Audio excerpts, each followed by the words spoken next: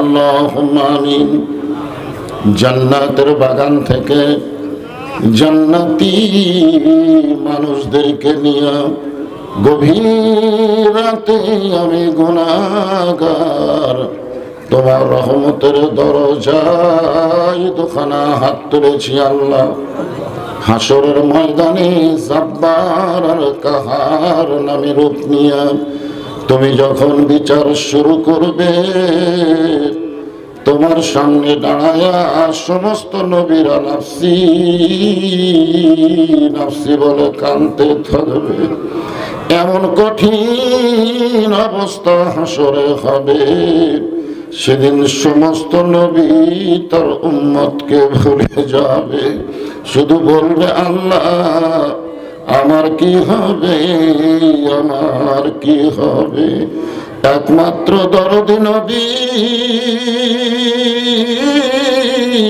শাফাতের কান্ডারি ইয়া রাব্বি হাবলি উম্মতি বলে সেজদায় পড়ে যাবে।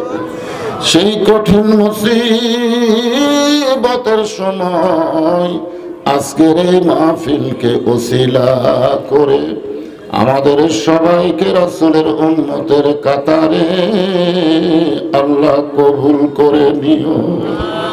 সুবহান রাব্বিকা রাব্বিল ইজ্জাতি আম্মা ইয়াসিফুন ওয়া সালামুন আলাল মুরসালিন আলহামদুলিল্লাহি রাব্বিল আলামিন। লা ইলাহা ইল্লাল্লাহ, লা ইলাহা ইল্লাল্লাহ, লা ইলাহা ইল্লাল্লাহ, লা ইলাহা ইল্লাল্লাহ, লা ইলাহা ইল্লাল্লাহ, লা ইলাহা ইল্লাল্লাহ, লা ইলাহা ইল্লাল্লাহ, লা ইলাহা ইল্লাল্লাহ, লা ইলাহা ইল্লাল্লাহ।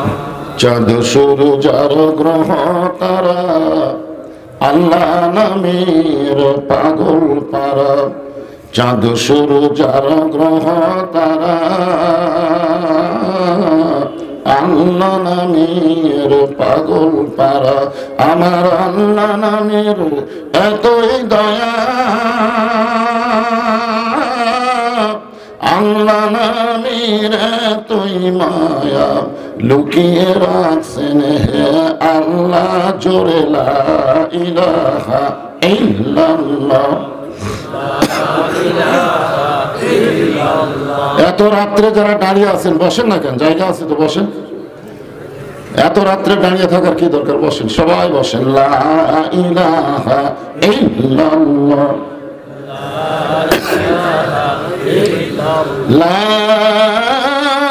ইলাহা ইল্লাল্লাহ মুহাম্মাদুর রাসূলুল্লাহ।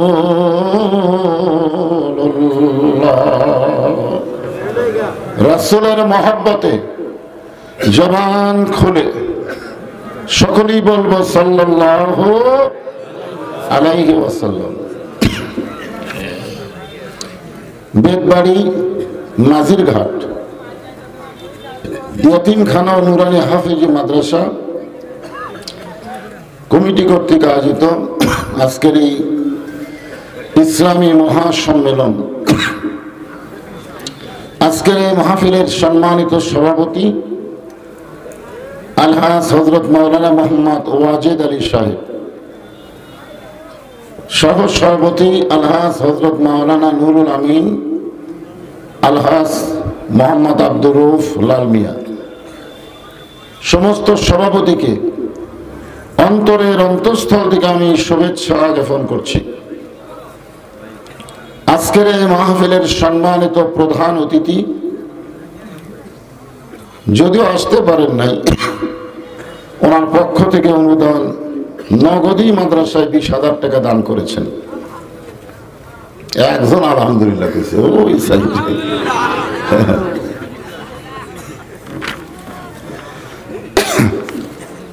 সম্মানিত প্রধান অতিথিকে অন্তরের অন্তঃস্থল থেকে আমরা শুভেচ্ছা জ্ঞাপন করছি আজকের এই মাহফিলে সম্মানিত উলামায়ে কেরাম, আপনাদের মাঝে মাঝে যে সমস্ত আলেম ওলামা বসে আছেন, মঞ্চে উপবিষ্ট আছেন, মাগরিবের নামাজের পর থেকে রাত্রি 12টা অর্থাৎ 4 তারিখ শেষ। আমাকে যে 4 তারিখে দাওয়াত দেওয়া হয়েছিল 4 তারিখ আপাতত শেষ হয়ে 15 মিনিট পার হয়ে গেছে। এখন চলতেছে 5 তারিখ। জোরে কোন কয় তারিখ? এই লম্বা সময় পর্যন্ত জেনারেল আলোচনা করলেন। বিশেষ করে আমার বাম পাশে আমার ভাতিজা বসে আছেন, ওর পিড়াপিড়িতে আমার দাওয়াত নেওয়া এমন ধরা ধরলো, বগুড়ার ভাষা কাঁকড়ার মতন। কাঁকড়া বোঝেন? আমার কইলে চাষা যাওয়া লাগবে। আমি গেছিলাম গত বছর, এবার আপনাকে ওরা চাই। আমি আসলে শারীরিক দিক দিয়ে আনফিট, কথাটা বুঝতেছেন না।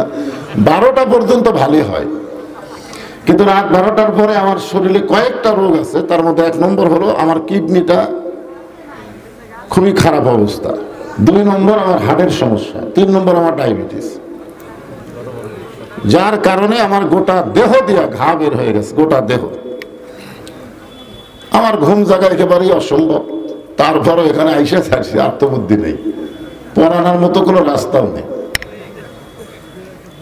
আপনারা বসে আছেন বড় আশা নিয়ে যে আমি আপনাদের সামনে কিছু আলোচনা করব, আপনারা শুনবেন, ঠিক না?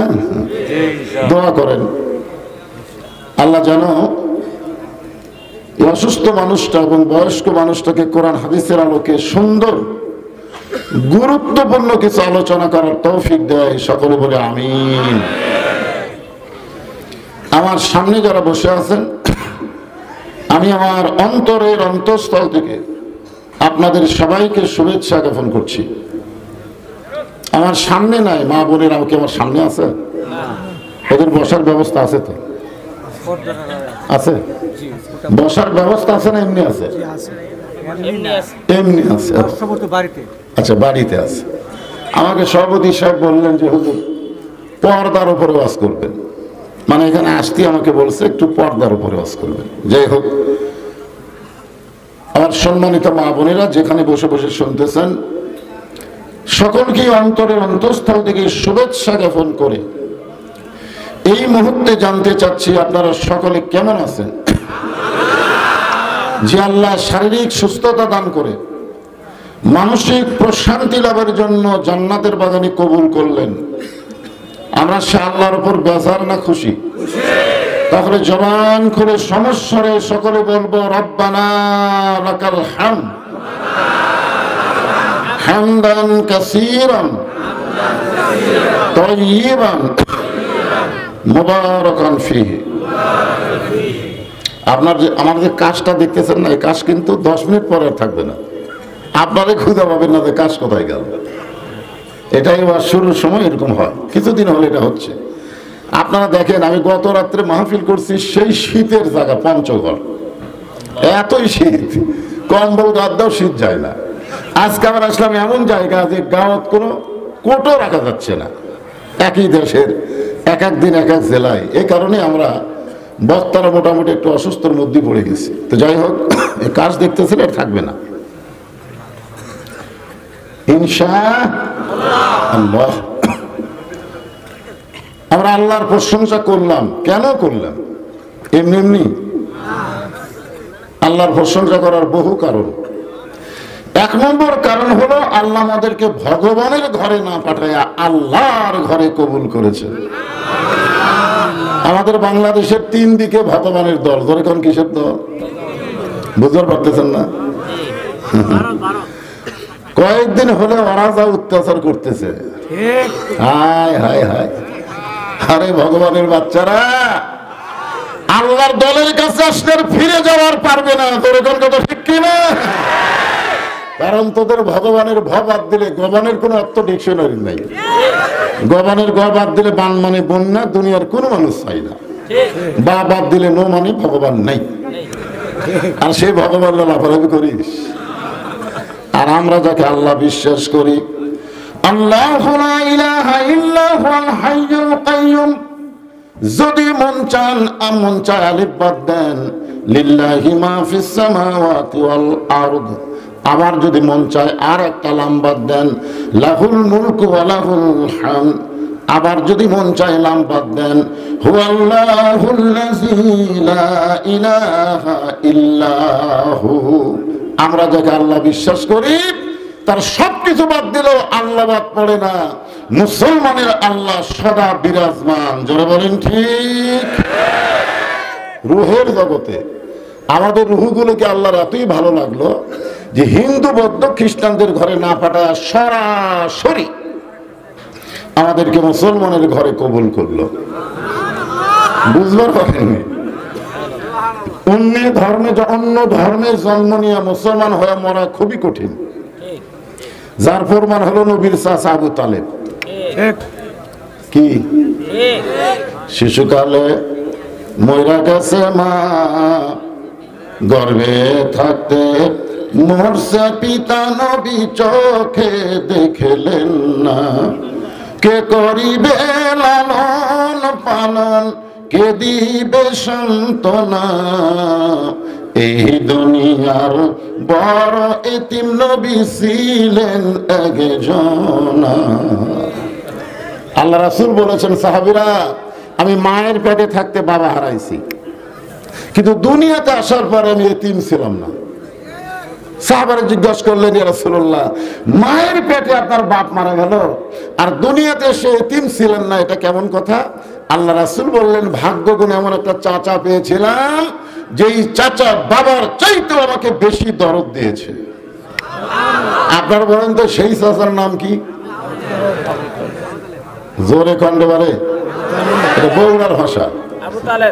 নবীর চাচা আবুল আহাব ছিল না? আবুল আহাব নাম আছে গোটা বাংলাদেশে? আবুল আহাব নাম আছে? কথা কয় না আছে?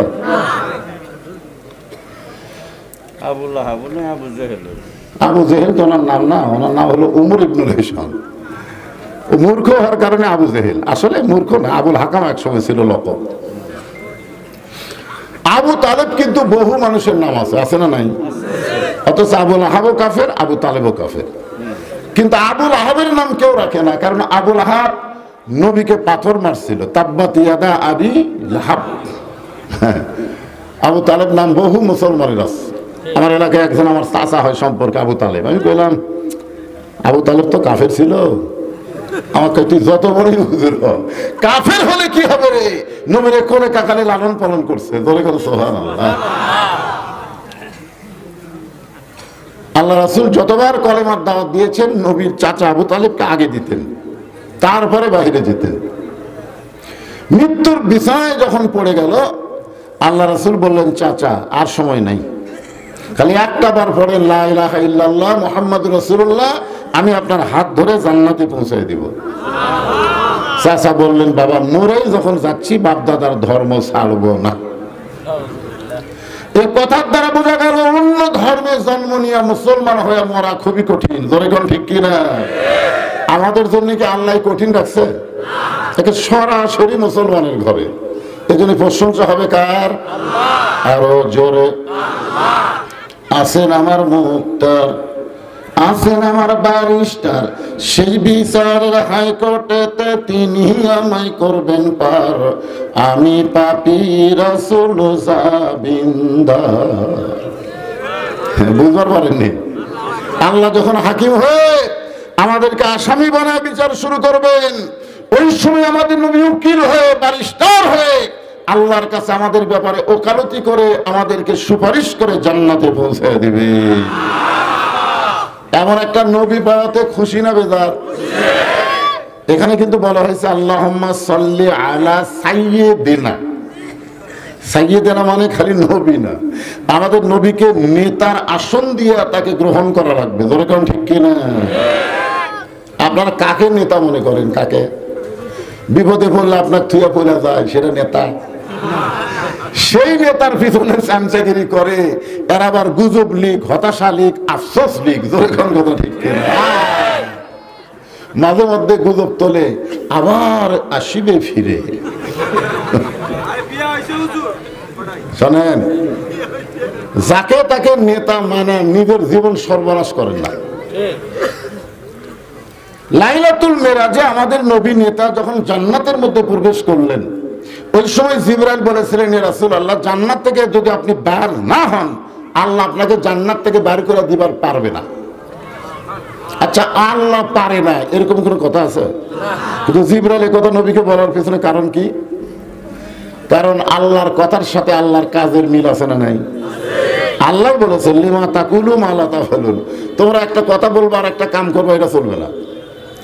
আল্লাহ কোরআনে বলেন, সালামুন আলাইকুম তিবতুম ফাদখুলুহা খালিদিন। কেউ যদি জান্নাতে একবার প্রবেশ করে, আল্লাহ তাকে চিরস্থায়ীভাবে জান্নাত দিয়ে দিবে। হুজুর, আপনি যদি বাইরে না হন, আল্লাহ আপনাকে জান্নাত থেকে বাইরে করে দিবে না।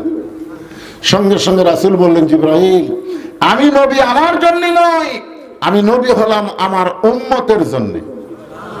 সুবহানাল্লাহ। আল্লাহ যদি আমাকে বলতো জান্নাতে থাকার জন্য ঢোকেন, আমি নবী ঢুকতামই না। আমি শুধু জান্নাত দেখার জন্য ঢুকছি।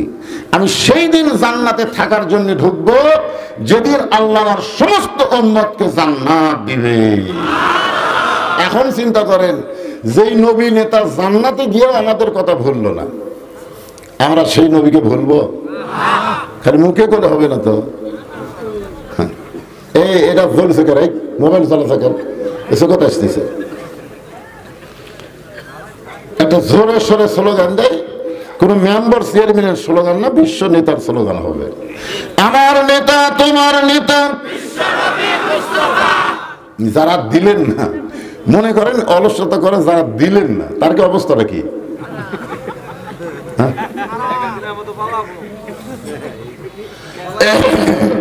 আমার নেতা তোমার নেতা, বিশ্ব নবীর চরিত্র ফুলের চাইতেও পবিত্র। ফুলের সাথে তুলনা দিয়ে খাওয়া আছে।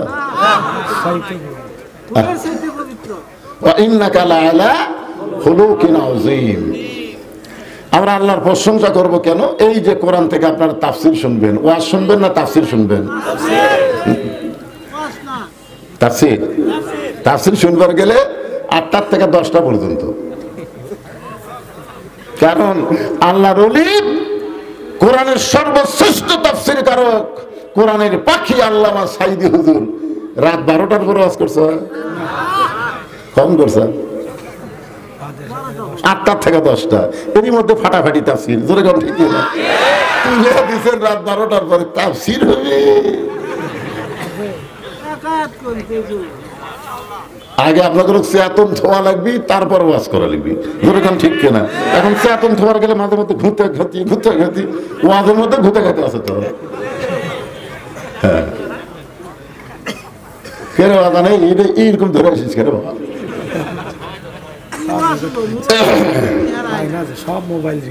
আসেন, এই কোরআন থেকে ছোট্ট একটা সূরা আমার ভাতিজা করছে কাউসার, আর আমি নিয়েছি আসর।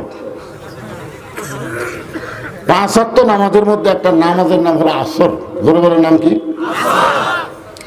লাইলাতুল মিরাজে আল্লাহ যখন নবীকে 5 ওয়াক্ত নামাজ দেয়, তার মধ্যে আসরের নামাজ যখন দিলেন, নবী বললেন, আল্লাহ, এই আসরের নামাজ কিভাবে পাওয়া গেল, আর এইটা পড়লে লাভ কি? আল্লাহ বললেন, আসরের নামাজ এভাবে পাওয়া গেছে। কিভাবে? যে আপনি যে কোরআন শরীফ আপনার উপর নাজিল করা হয়েছে, ওই কোরআনের ভিতরে সবচাইতে বেশি যে নবীকে নিয়ে আলোচনা, তার নাম হলো মুসা কালিমুল্লাহ। আপনারা কি কোরআন শরীফ পড়েন? কোরআন শরীফের মধ্যে সবচাইতে যেই নবীকে বেশি আলোচনা করা হয়েছে তার নাম কি? মাঝে মধ্যে তুর পর্বতে যাইতেন আল্লাহর সাথে কথা বলার জন্য। একদিন তুর পর্বতে গিয়ে মুসা নবী দাঁড়িয়ে আছে। আল্লাহ বলতেছে, মুসা তোমার খবর কি? মুসা বলতেছে, আলহামদুলিল্লাহ। মুসা চিন্তা করতেছে, আল্লাহর সাথে কথা বলার যখন আমার সুযোগ আছে, তাহলে আমিও আল্লাহ জিজ্ঞেস করি। তো বলতেছে, আল্লাহ আপনি কেমন আছেন? মারাত্মক কথা। আল্লাহ কেমন আছে দেখতেছেন না হুজুর? ওইদিকে যা দেখতেছে এগুলো সব আমার। ওই সাইড আমার ভাইয়ের, ওই সাইড আমার বাচ্চা স্যার। তো সবই যদি তোমাকে হয় আল্লাহর, আল্লাহটা দেখতে গেলে 2 মিনিট হাঁটা লাগবে হুজুর। 2 মিনিট হাঁটা মসজিদের সামনে গিয়ে বলতেছে এখানে আল্লাহর কিছুই ছিল না, আমার চাচা 10 শতক আল্লাহ দান করছে, আর আমরা টাকা পয়সাতে আল্লাহ ঘর বানিয়ে দিছি। ফেরেশতা বলতেছে আল্লাহ এই দেশের নাম কি, যেই দেশে তোমার কিছুই নাই, ওর চাচা জায়গা দিলে জায়গা হয়, ওরা টাকা পয়সাতে ঘর বানিয়ে দেয়, ওই দেশের নাম কি? আল্লাহ বলতেছে ওই দেশে কোরআনের ওয়াজ হয়, কোরআন অনুযায়ী আমল হয় না, যার কারণে ফেরাউনের দেশ সৃষ্টি হয়েছে। ধরে কোন কথা ঠিক কিনা? বাংলাদেশ কিন্তু মুসলমানের দেশ না। যেই দেশে ডক্টর কামালের সংবিধান চলে, যেই দেশের কোর্ট কাছারিতে ইংরেজের আইন চলে, এইটা মুসলমানের ঈমান বাঁচানোর কথা না। জোরে কোন কথা ঠিক কিনা? একটু মনোযোগ দিয়ে শুনবেন। মুসা বলতেছে আল্লাহ আপনি কেমন আছেন? মুসা বলেছে আলহামদুলিল্লাহ। এখন আল্লাহ কি বলবে? আল্লাহ বলতেছেন মুসা আমি কেমন আছি যদি জানবার চাও, ইযহাব ইলা ফিরআউন ইন্নাহু তাগা। আমি কেমন আছি যদি জানবার চাও তাহলে ফিরআউনের কাছে যাও। কার কাছে যাও? আচ্ছা আল্লাহ আসমানে কেমন আছে এটা জানবার গেলে কোথায় যাওয়া লাগবে? এখন আপনারা বলেন তো বাংলাদেশে আল্লাহ কেমন আছে এটা জানবার চাইলে কোথায় যাবেন? বর্তমানে 2টা নবীর নাম দিয়ে বসে আছে। একটা নবী হলো মুহাম্মদ আর একটা হলো ইউনুস। কয় নবীর নাম? আপনি বুঝতে পারতেছেন না? ডক্টর মোহাম্মদ ইউনুস। কয় নবীর নাম? 2 নবীর নাম দিয়ে বসে আছে ওর মুখে। ধরে কোন কি মুখে? দাড়ি নেই। আপনারা বলেন তো মরদ মানুষের যদি দাড়ি না থাকে ওরে দেখতে কেমন লাগে? বুঝতে পারতেছেন না? আরে ডক্টর ইউনুসের কাছে যাওয়া লাগবে তখন আল্লাহ কেমন আছে। আমরা তো ডক্টর ইউনুসের কাছে যাওয়ার পারতেছি না, আমরা আপাতত ফেরাউনের কাছে যাই মুসার সাথে। ধরে যান কার সাথে যাবেন? আপনারা যাবেন? হ্যাঁ। সূরা আসরের তাফসীর শুনবার গেলে আগে আসরের নামাজ সম্পর্কে আমাদের জানা লাগবে। নিচে মায়ায় বন্দি থাইকা করলাম কত খেলা, পশ্চিমে তাকা দেখো তোমার ডুইবা গেছে বেলা, এক পলকের নাই ভরসা মিশে সকল আশা, কখন বুঝি দারুণ ঝড়ে ভাঙবে তোমার বাসা। আসর মানে হলো সময়। আসর মানে কি? সময়। আচ্ছা আসরের নামাজ থেকে মাগরিবের নামাজ কত সময়? আপনার এখানে যারা বসে আছেন আপনারা বলেন তো ফজরের নামাজ আপনারা পড়ে পারবেন? ইনশাল্লাহ বাদ দেখুন। ইনশাল্লাহ মানে আল্লাহ পেঁয়াজ দিয়ে তুলেন আপনি। যদি আল্লাহ চাই। ইনশাল্লাহ শব্দের অর্থ কি? যদি আল্লাহ চাই। যারা পড়বেন না মনে করবেন আল্লাহ চাইনি নাকি? মারাত্মক কিন্তু এর মধ্যে একটা হেকমতিক মার আছে। আপনারা একটু কথাগুলো শুনবেন। আমি সাইজ করলে সূরা আসরের মধ্যে ঢুকবো। মুসা আলাইহিস সালাম ফেরাউনের দরবারে এসে দেখে ফেরাউন জিকির করতেছে। যখন কি করতেছে? জিকিরটা হলো পলাবো না পলাবো। 41 সালের আগে আমাকে নামাই খেয়ে হায় হায় কি জিকির রে! ঠিক মতো হাঁটতে পারে না, নাঙ্গল ভাঙ্গল করে হাঁটে। ধরে কোন কথা ঠিক না? 2 জন যুবক ধরে টেজর তুলে দেয় আর মাইক পায়া বলে খেলা হবে। ফেরাউন দেখবার মিশর যাওয়া লাগবি।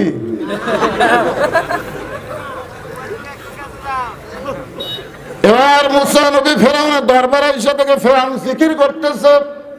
জিকিরটা হলো আনা রব্বুকুমুল আলা, আমি হলাম সবচাইতে বড় আল্লাহ। জোরে বলেন, আরো জোরে। মুসা আলাইহিস সালাম হাত চুলকাচ্ছে। কি চুলকাচ্ছে? হাত চুলকানোর কারণ কি? এখনই কার সাথে কথা বলে আসলাম আর সেটা কি দেখতেছি? তার মানে কি দোয়া দিয়া আল্লাহ আল্লাহ ফেরানো ভালো করতে আল্লাহ। দোয়া মানুষ কখন করে? যখন হাসিনার মতন স্বৈরাচার ক্ষমতা থাকে। জনগণ কথা ঠিক, কারণ দোয়া করা ছাড়া তো আমাদের বুদ্ধি নেই। এক ইমাম দোয়া করছে রব্বানা আতিনা ফিদ দুনিয়া হাসিনা, মানে হাসানার জায়গায় হাসিনা মারিছে।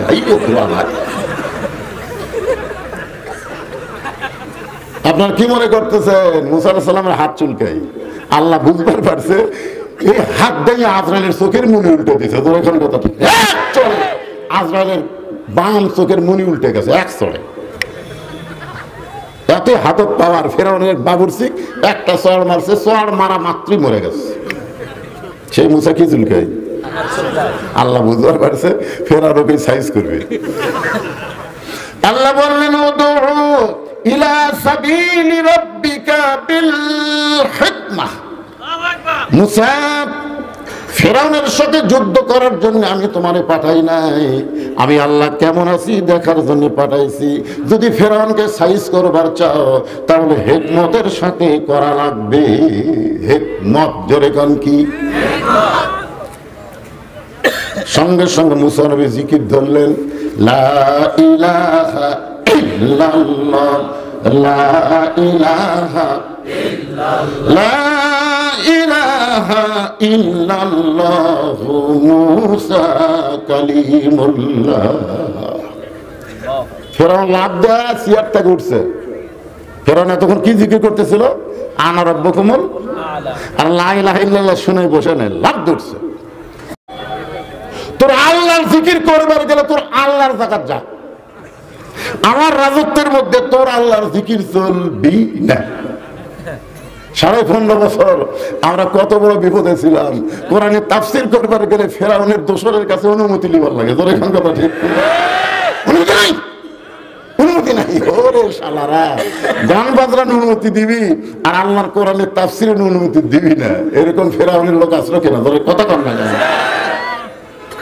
বাংলাদেশের অনেক জেলা থানা ঢুকতারই দেয়নি।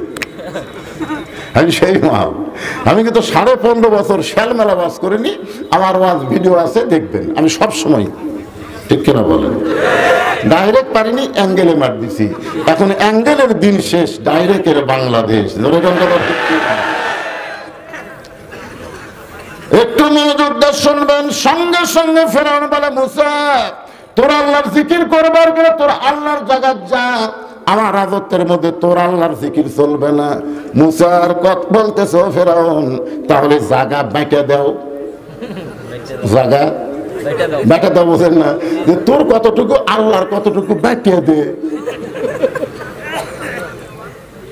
আমাদের বাংলাদেশে আল্লাহর কতটুকু আর আমাদের কতটুকু, কতটুকু জায়গার মধ্যে আমরা আল্লাহর আইন মানি আর কতটুকু জায়গায় আমরা শয়তানের আইন মানি, আমাদের একটু চিন্তা করার দরকার আছে না? যেরকম আছে না?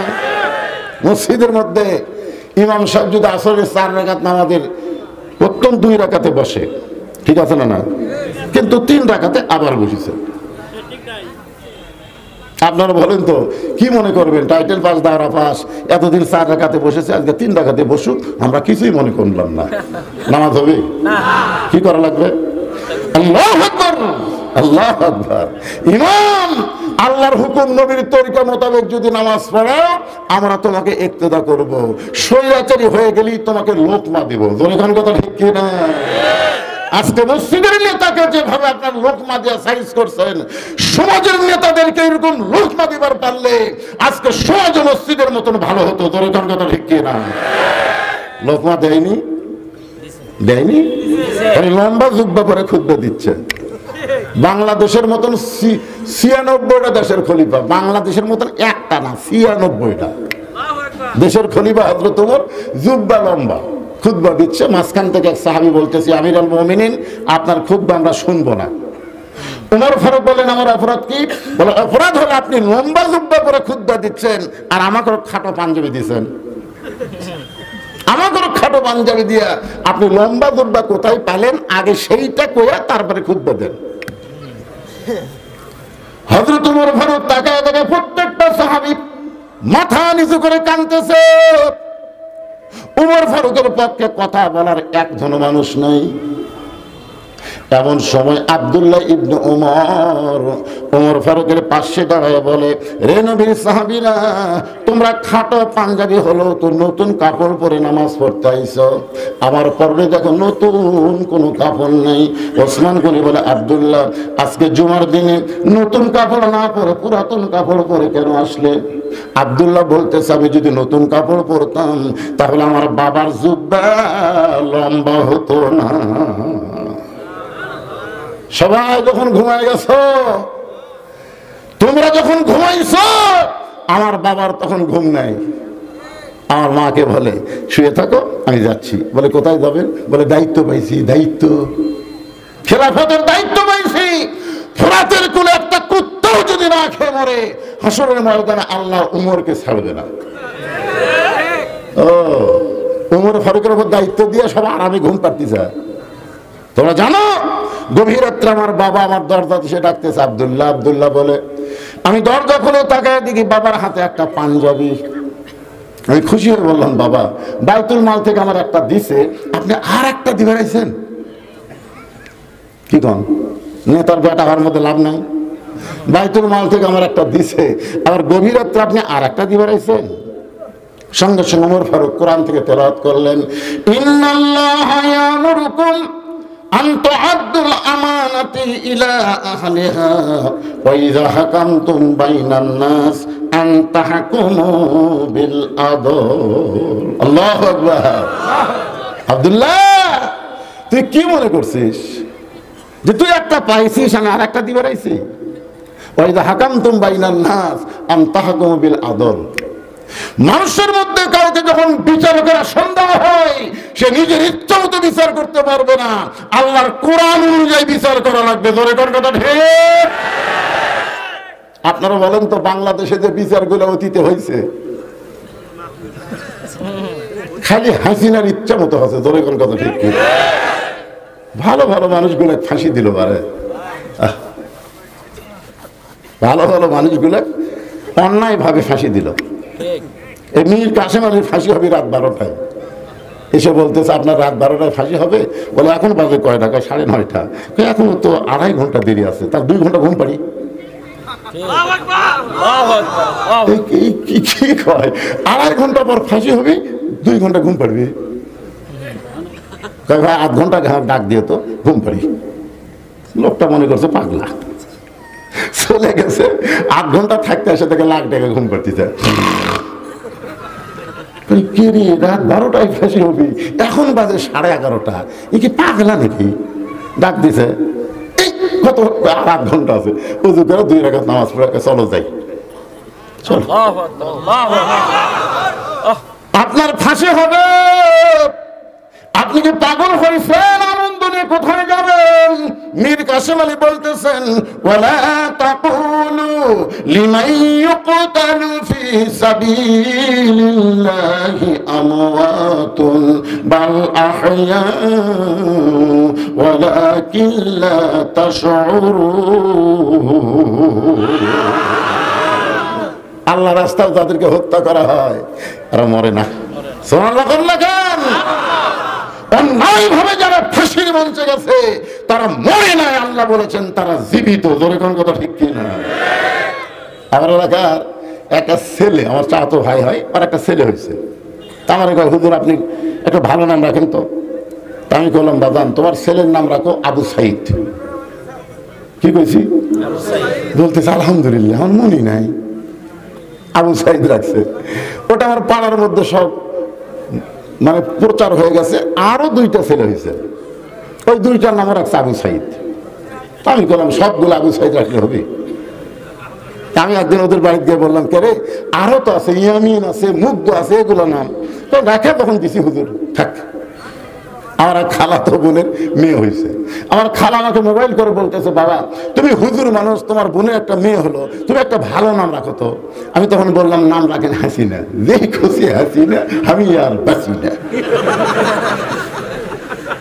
আমার খালা কই, তুই আলিম না জালেম রে, তোর কাছে একটা ভালো নাম চাইছি, আপনি খুনি হাসিনার নাম কোস।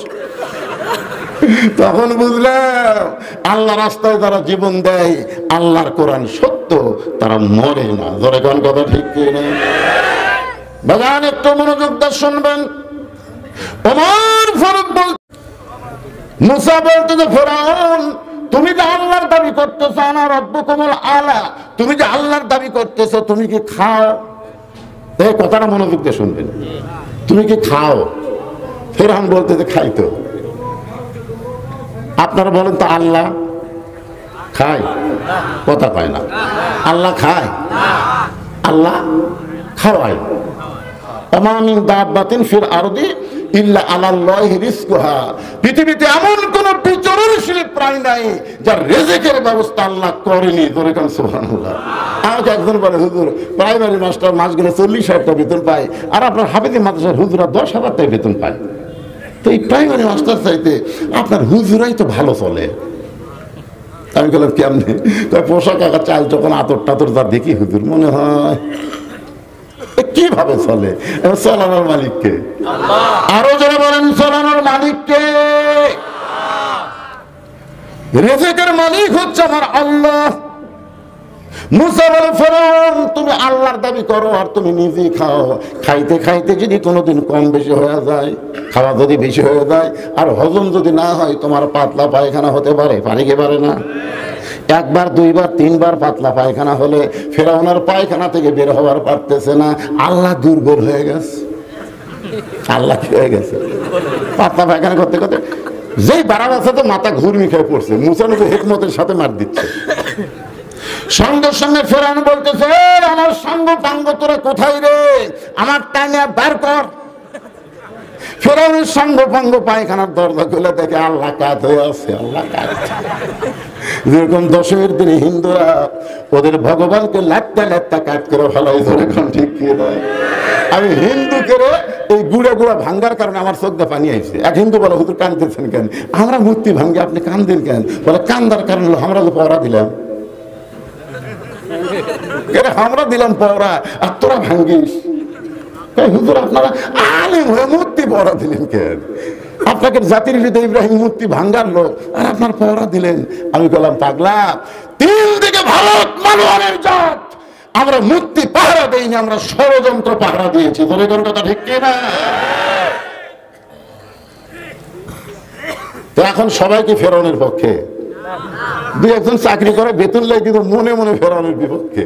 বলতেছে, হুজুর এত ক্ষমতার পাওয়ার দেখান, আর এখন একলা একলা বার হবার পারেন না। এই কথা যেই মুসা কইছে, সঙ্গে সঙ্গে ফেরাউন কয় ধর। যেই কইছে ধর, মুসা বলতেছে, আল্লাহ ফেরাউন আমাকে ধরবার, আমি কি করব? আল্লাহ বলে দৌড়া। ফেরাউন সাঙ্গ ফাঙ্গ নিয়ে দৌড়ায়, আর মুসা নবী সামনে সামনে দৌড়ায়। মুসা বলতেছে, আল্লাহ জনগণ মনে করবে আমি ফেরাউনের ভয়ে দৌড়াচ্ছি। আল্লাহ বলে, মুসা রে, কে কি মনে করলো সেইটা পরের কথা, আমার হুকুম হলো তুমি দৌড়াও। দৌড়াইতে দৌড়াইতে এমন একটা জায়গায় যাবা, তুমি হইবা নিরাপদ আর ফেরাউন হবে ধ্বংস। সাগরকে যখন আল্লাহ রাস্তা করে দিল, ওই সাগরের তলদেশে রাস্তা পাইয়া মুসা নবী আল্লাহর শুকরিয়া আদায় করার জন্য এক নিয়তে 4 রাকাত নামাজ আদায় করলেন। আল্লাহ বলে, হাবিব, ওই সাগরের তলায় রাস্তা পাইয়া মুসা নবী যে 4 রাকাত নামাজ পড়েছে, ওই 4 রাকাত নামাজ আমি আল্লাহর এতই ভালো লাগছে, আমি যত্ন করে রাইখা দিয়েছি। আজকে লাইলাতুল মিরাজে আপনার উম্মতের জন্য আসরের 4 রাকাত ফরজ হিসেবে আপনাকে দিয়ে দিলাম। আসরের 4 রাকাত ফরজ নামাজ আপনার উম্মতের জামাতের সঙ্গে আদায় করবে,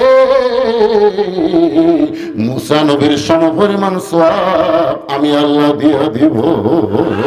লিল্লাহি তাকবীর।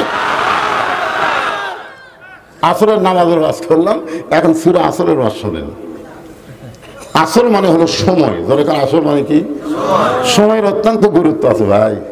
এই যে আমাকে নিয়ে এসে বসে তুলেন এশার আগে, তুলা দিলেন রাত 12টার পরে, হাসেন না? সময়ের গুরুত্ব আছে না নাই? যেরকম আছে না, খুবই গুরুত্ব সময়ের। বর্তমানে আমাদের বাংলাদেশে যে সময় চলতেছে, এক মা ছেলেকে নিয়ে আইছে, 3 মাসের ছেলে। আমাকে হুজুর খালি কান্দে, রাতে কান্দে, দিনে কান্দে, একটু ফুঁফা দেন তো। বিশ্বাস করেন সূরা ফাতিহা আয়াতুল কুরসি পড়ে ফু দিলাম, ওর কান্দান আরো বেড়ে গেল। আগে যা কান্দি ছিল তার সাথে বেশি হয়ে গেল। যাই হোক, আর মাও নিয়ে গেল। 3-4 দিন পরে এসে বলতে, হুজুর কি যে ফু দিলেন, কান হলো না, একটু পানি পড়ে দেন। আমি সূরা ইয়াসিনের 3 মুবিন পড়ে ফু দিলাম। বললাম মা খাওয়াও। পানি খাওয়ানোর পরে একদিন এসে বলতে, হুজুর এখন আর দোয়া দরুদের দাম নেই, এখনকার বর্তমান সময়ে দোয়া দরুদ আর চলবি না। আমি আশ্চর্য হয়ে গেলাম, দোয়া দরুদ শেষ। 6 মাস পরে আর মাকে বললাম, কে মা এখন কি সেই রকম কান্দে? কয় না হুজুর আর কান্দে না। তো কোন দোয়া ভালো হলো? তোর বাবা একটা মোবাইল কিনে দিচ্ছে, যখনই কান্দে তখন চালু করে দিই। আমার বাবু, আমার সোর, আমার সন্তান কলিজার টুকরা মোবাইল ছাড়া খায় না হুজুর। এমন একটা সময় চলতেছে ছোট বাচ্চারা পর্যন্ত মোবাইল চালু করে ভাত খাওয়ান লাগে। জোরে কথা কন না কেন? আর এই যে যুবকরা যারা আমার ভক্ত, এই এলাকার কোন ভক্ত? না না, রাত 12টার পরে ভক্তরা থাকে। এই যুবকদের হাতে একটা করে মোবাইল ভাই, রাত 12টার পরে মনে করে সবাই ঘুমিয়ে গেছে, জানলা দরজা লাগা দিয়া এখন অশ্লীল ভিডিও দেখতেছে। কেউ চেতন নেই, কেউ চেতন নেই। আপনারা বলেন তো চেতন নাই কে? আল্লাহ ছাড়া আরো 2 জন আছে। তোমার 2 কান্দে 2 মোহরে লিখিতেছেন ডায়েরি, দলিল দেখে রাই দিবে, টাকা পয়সার নাই কারবার। সবাই বলেন কিরামান কাতিবিনা ইয়ালামুনা মা তাফআলুন। সেই সময়ের শপথ করে আল্লাহ বলতেছেন, ইন্নাল ইনসানা লাফি খুসর, নিশ্চয়ই মানুষগুলো ক্ষতির। তাফসীর শুরু হয়ে গেছে, মনোযোগ দেন। রাত 12টার পরে যদি আপনারা কেউ যাবার চান, আমি কাউকে নিষেধ করবো না, মন চাই চলে যান, কিন্তু কোরআনের তাফসীর হবে এদিক সেদিক সারাসারি করবেন, চলবে না। মানুষ কালো হলেও মুখের দিকে তাকা থাকবেন। কি হয়, কালো দিকে পছন্দ হচ্ছে না? ইন্না মানে নিশ্চয়, আগে শাব্দিক অর্থ শোনেন। ইনসান মানে মানুষ। এই মানুষের মধ্যে মরদ আছে, পুরুষ আছে, হিজড়াও আছে। নারী আছে, পুরুষ আছে, হিজড়া আছে। মানুষের মধ্যে কয় দল? একটা হলো কি পুরুষ, একটা হলো নারী, আর একটা হলো হিজড়া। এই জান্নাতের মধ্যে আল্লাহ আদমকে তৈরি করছে, হাওয়া তৈরি করছে, কিন্তু হিজড়া তৈরি করেনি। বানা এই হিজড়া কোথায় গেল? আপনারা বলেন, হুজুর এখানে বসে আছে, 86 বছর বয়স। আচ্ছা, হুজুর কি তার জীবনে হিজরত মরা দেখছে কিনা আমি জানি না। আমার এলাকার মেয়ে মানুষ মরলে 5 কাপড় দেয়, মরদ মানুষ মরলে 3 কাপড় দেয়, কিন্তু হিজরা মরলে কয়টা দেয়? আচ্ছা, তাহলে হিজরা কি মরে না? হুজুর আপনি দেখছেন হিজরা মরা? দেখছেন? মরে তো অবশ্যই মরে, কিন্তু কয় কাপড় দিলেন? মারাত্মক কথা কিন্তু। ইনসান, ইনসান মানে মানুষ। নিশ্চয় মানুষগুলো ক্ষতির মধ্যে। কে রে? মানুষের তৈরি করছে কে? আরো জোরে। এখন আমার সঙ্গে সবাই একটু গুনগুন করে বলবেন, আদর করে মানুষ আল্লাহ বানায়া কেমনি দিবেন ক্ষতির মধ্যে ফেলিয়া।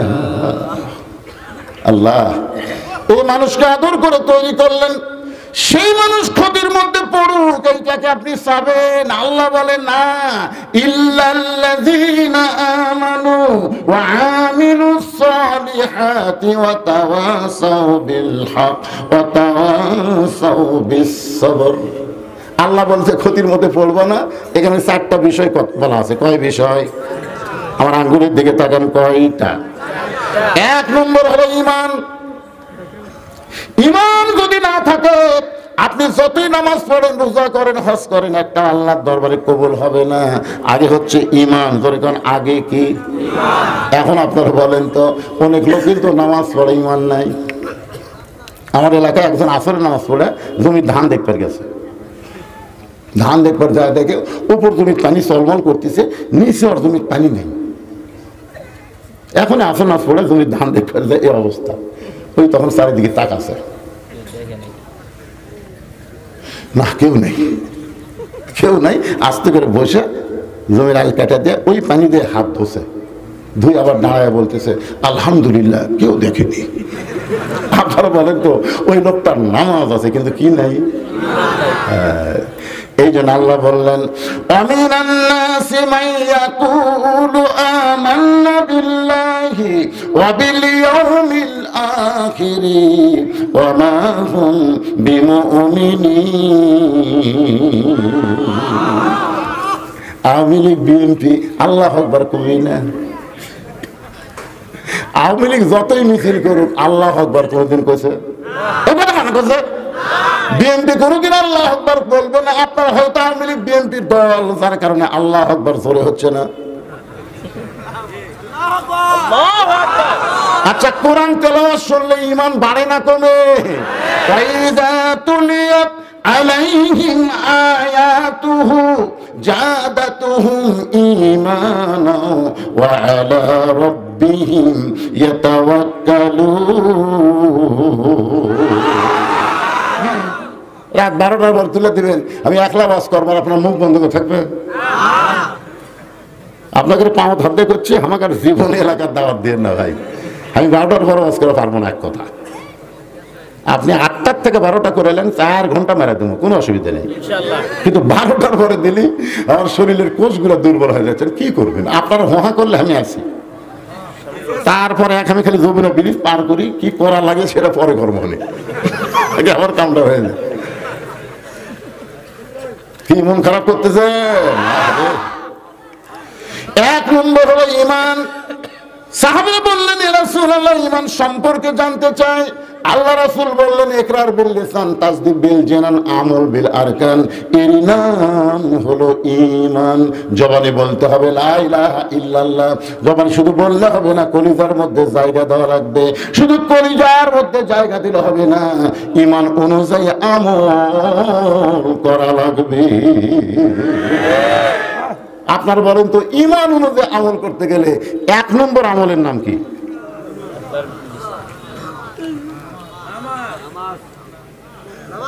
এমন ভাবে বলতেছে,